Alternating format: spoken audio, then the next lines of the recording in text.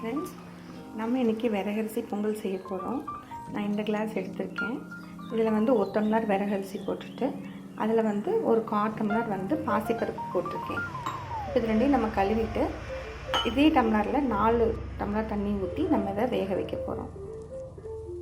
கழுவி எடுத்துகிட்டு வந்தாச்சு.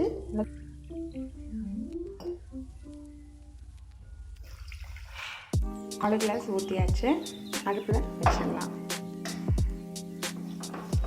ஒரு சிட்டிகை மஞ்சத்தூள் போட்டுக்கோங்க. தென் இதுக்கு தேவையான நம்ம சால்ட் வந்து போட்டுக்கலாம். சால்ட் வந்து வெண்பொங்கலுக்கு கொஞ்சம் அளவாகவே போடுங்க, தூக்கலாக போகாமல். ஆயில் வந்து குக்கிங் ஆயில் வந்து ஒரு 2 டேபிள் ஸ்பூன் அளவுக்கு நான் ஊற்றிருக்கேன். இது நம்ம ஒரு 4 விசில் விட்டு எடுத்துக்கலாம். நம்ம பொங்கல் ரெடி ஆயிடுச்சுங்க.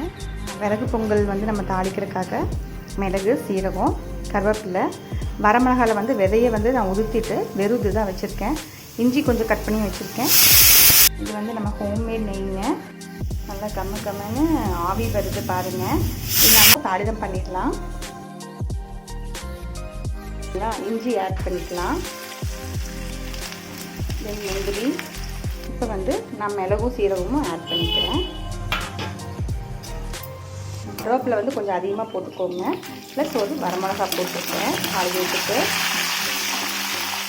போதும். இந்த இடத்துல நம்ம ஆஃப் பண்ணிவிட்டு நம்ம தாளிதத்தை எடுத்து கொட்டிடலாம்.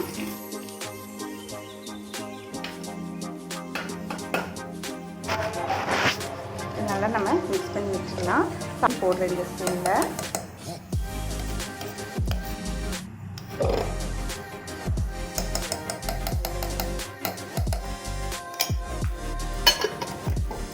மிக்ஸ் பண்ணி வச்சிடலாம். நல்லா கலரி விட்டாச்சுங்க.